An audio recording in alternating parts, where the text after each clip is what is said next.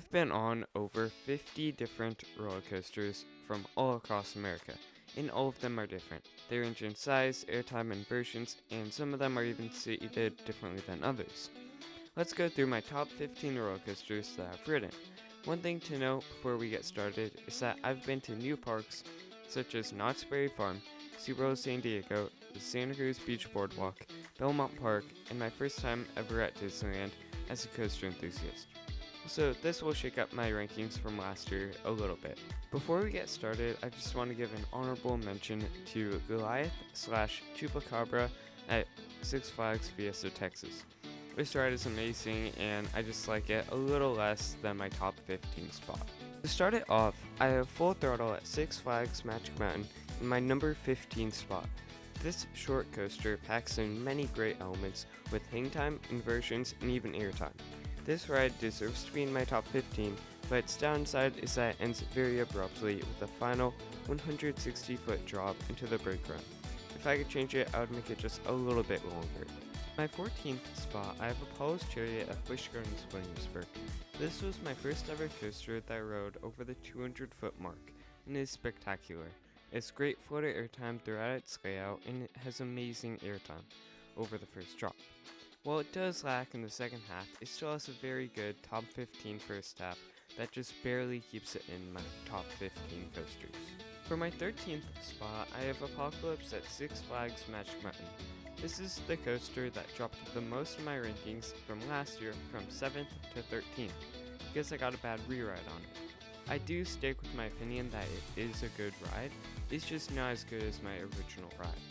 I'm also basing this a lot from my first ride, because on my second ride I jammed my finger over the first drop, which just so happened to have an infection on it, which made me have to go to the hospital later the next morning.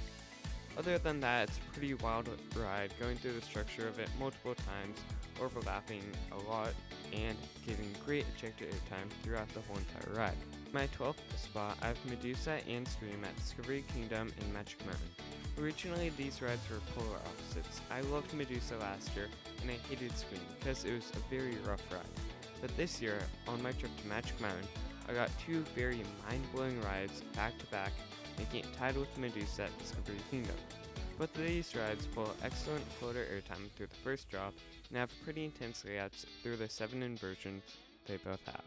For my 11th coaster, I have a very surprising one that I didn't even think would ever make it into my top 15 coasters, and it is the first new for 2025 coaster on this list. It is Emperor at SeaWorld San Diego. Normally, I'm not a fan of dive coasters, and I hate Griffin at Busch Gardens Williamsburg with a similar layout, but with Emperor, it has a wild ejector airtime over the first drop, and holds many positive G-forces throughout the layout. It also has great views of San Diego as you go up the lift hill. Now let's get into the top 10, starting us off with Joker at Discovery Kingdom. This ride was the ride that really got me into roller coasters, and it has a fabulous layout filled with airtime, intense moments, mad inversions, and a great restraint. The double up and double down elements towards the end always send me flying out of my seat, sometimes almost bruising my thighs, which makes it just such a mind-blowing ride.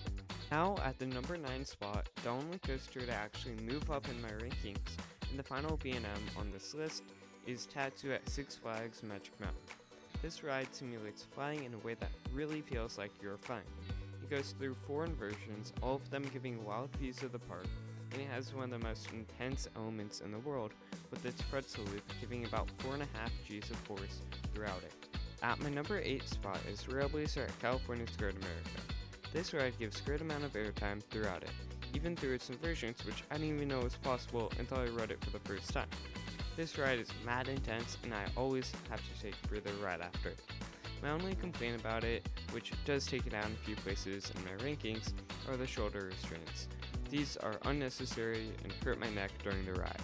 My number 7 spot is Iron Rattler at Six Flags Fiesta, Texas. This ride gives spectacular views of the park and the quarry wall on the lift hill, and it gives marvelous airtime throughout the whole entire ride. The most notable airtime moment is the dive off the quarry wall at the end of the ride, which gives intense injector airtime the whole entire time. This ride is a great addition to Fiesta, Texas, but does have some bad sides to it, such as when it's on the quarry wall and it just crawls through a couple of elements. My number 6 spot, I give it to yet again a Rocky Mountain construction coaster.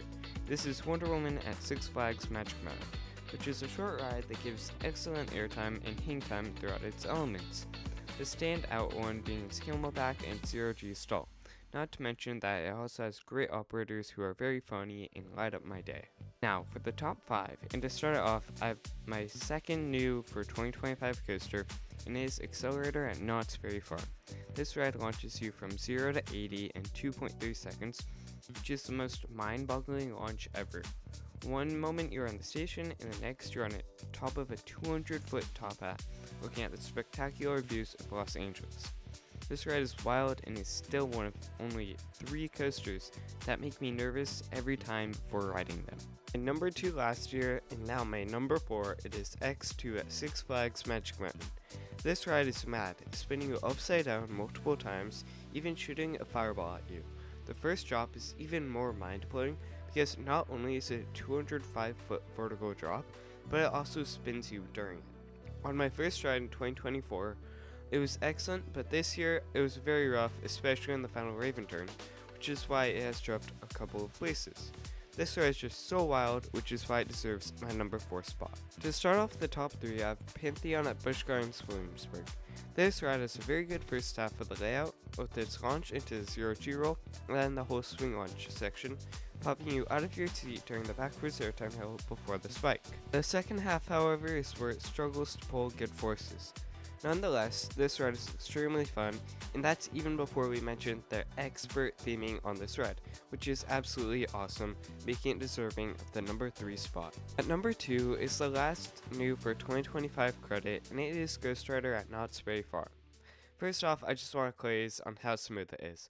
I'm so used to wooden coasters being very rough, and I'm not used to getting off one saying that I could do it again because it didn't hurt my thighs. The layout itself is excellent, pulling high positive G-forces in its helixes and sustaining many ejector airtime moments throughout the ride. The best part of it by far was definitely the drop off the mid-course and the other airtime moments towards the start of the ride. In terms of dispatching, it's pretty slow, and I had to wait 90 minutes for this ride at opening. Although the dispatches are slow, the theming is pretty good, and it fits perfectly into the mining town theme at Knott's Berry Farm. And at my number 1 spot for 3 years in a row, it is Twisted Colossus at Six Flags Magic Mountain. This ride is an RMC hybrid packing in many elements of whip and airtime. From the first drop to the finale, it doesn't have a single bad moment in the ride. Although my first ride on it this year was horrible and it felt like maybe not even a top 10 ride, I got in it again the next day and it delivered the best ride I had ever gone on it, making it get its number 1 spot on my list. Anyways, thank you so much for watching, and if you don't agree with me, put it in the comments, and I'll see you next time. Goodbye!